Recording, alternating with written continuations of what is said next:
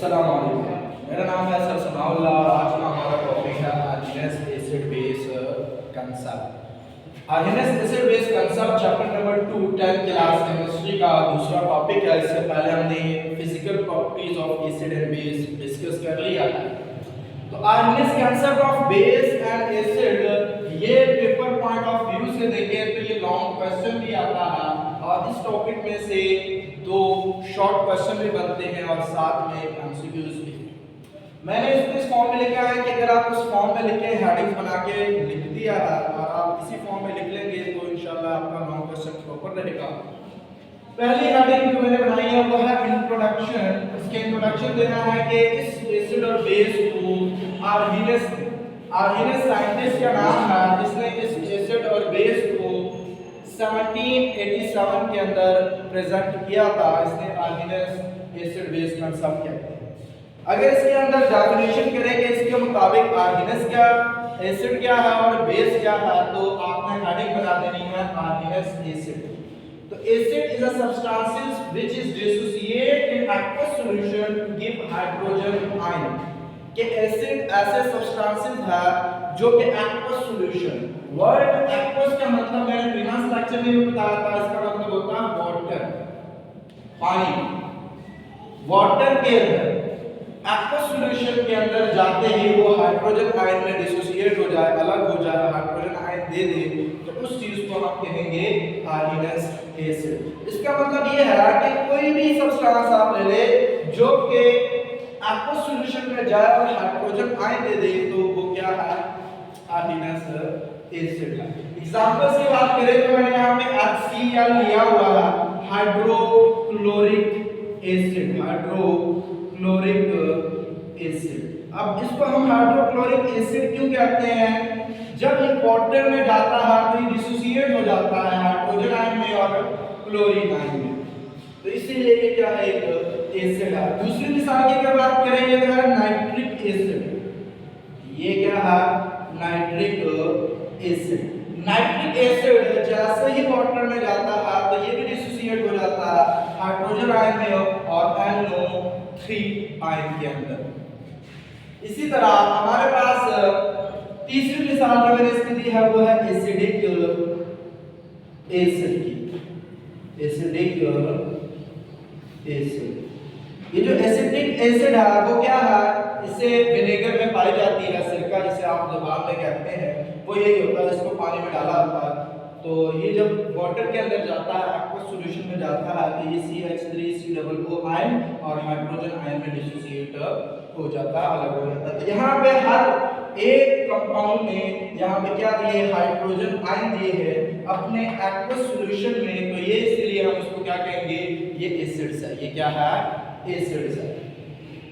Next आर्गेनस base, क्योंकि acid base का concept है तो सेकंड है बेस। तो इसके डेफिनेशन और उसके डेफिनेशन में सिर्फ एक वर्ड का ही फर्क है कि the substances which have dissociate in aqueous solution and give hydroxide ion is called bases।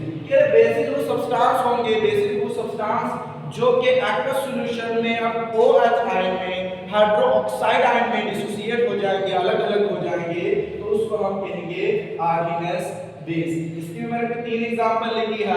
आपको एक और बात बता दूं कि अगर आपने इसको शॉर्ट क्वेश्चन के लिहाज से भी आता है कि difference between Arrhenius acid and base, उसमें आपने डेफिनेशन और कोई एक एग्जांपल, इसकी भी डेफिनेशन और कोई एक एग्जांपल। तो इसकी एग्जांपल देखते हैं वो क्या है कि सोडियम हाइड्रोक्साइड, क्या है ये, सोडियम हाइड्रो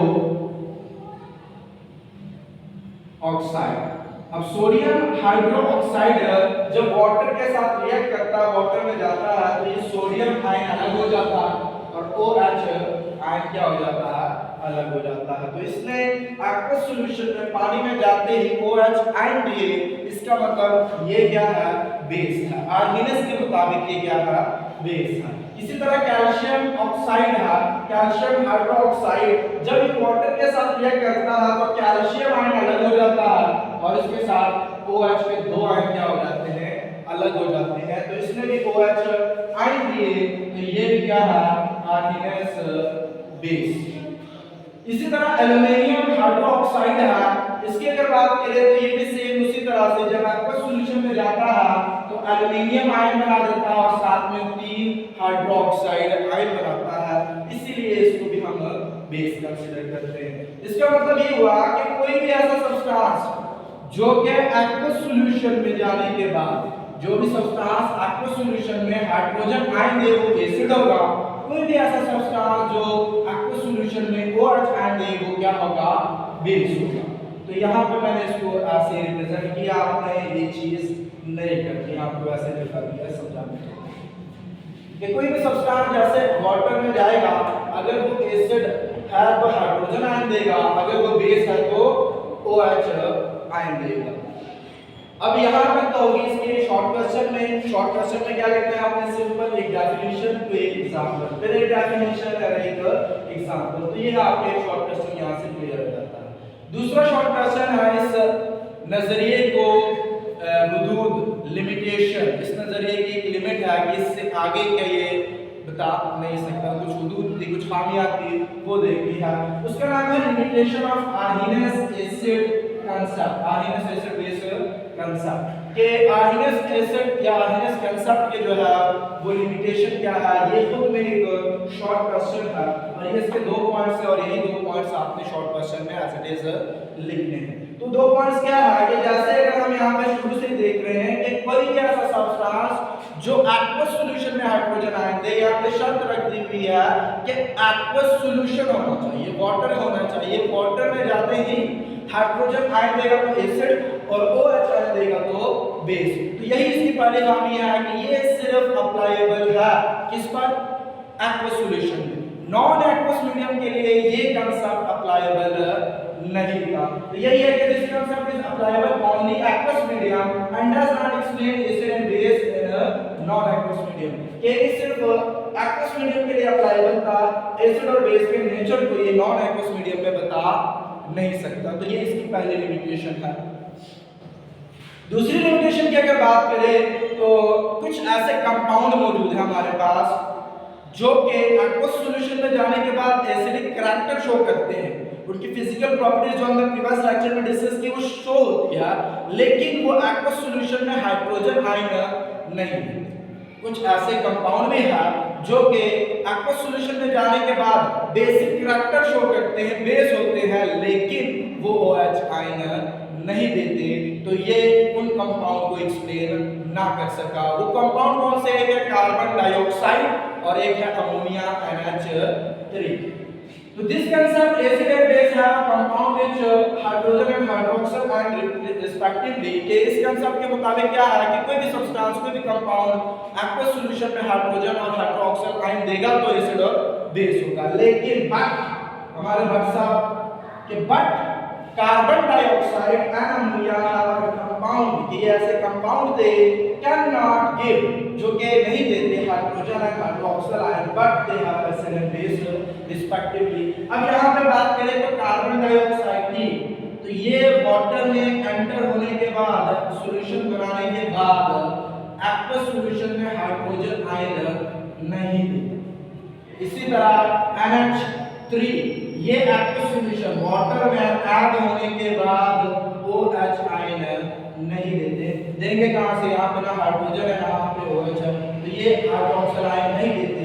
लेकिन उसके बावजूद इसको हम एसिड मानते हैं, ये एसिडिक होता है और ये क्या हो, बेस है, बेसिक कैरेक्टर रखता है। तो ये 2 पोस्टुलेट्स थे, ये 2 लिमिटेशंस थी जिसकी बिना पर आर्हीनियस एसिड बेस कंसेप्ट को क्या किया गया, लिमिटेड कर दिया गया कि सिर्फ एक्वस की मीडियम की बात करता है, नॉन एक्वस मीडियम में इसका कोई असर और रसूख नहीं है। तो ये लॉन्ग क्वेश्चन आपको एक दफा रिवाइज करवा दूं कि आपने सबसे पहले इंट्रोडक्शन, उसके बाद आर्हीनियस एसिड की डेफिनेशन जिसमें एक्वस सॉल्यूशन में हाइड्रोजन आयन दे, और कोई से 2 एग्जांपल लॉन्ग के अंदर कोई से 2 लिख दे, मैंने 3 लिखी, आप कोई से 2 भी लिख सकते हैं। उसके बाद डायरेक्ट है आर्हीनियस बेस की हेडिंग दे दे, डेफिनेशन में दे, एग्जांपल में कोई से 2 एग्जांपल दे दे, और फिर लिमिटेशन ऑफ आर्हीनियस एसिड और बेस कंसेप्ट की हेडिंग दी, और यहां पे ये 2 बातें लिख लें। इसके अलावा ये जो सेंटर में वाली जो है ये कुछ भी नहीं लिखना। और यही है आज का हमारा लॉन्ग क्वेश्चन, और इंपॉर्टेंट लॉन्ग क्वेश्चन में से यही आज का हमारा लेक्चर। अल्लाह हाफ़िज़।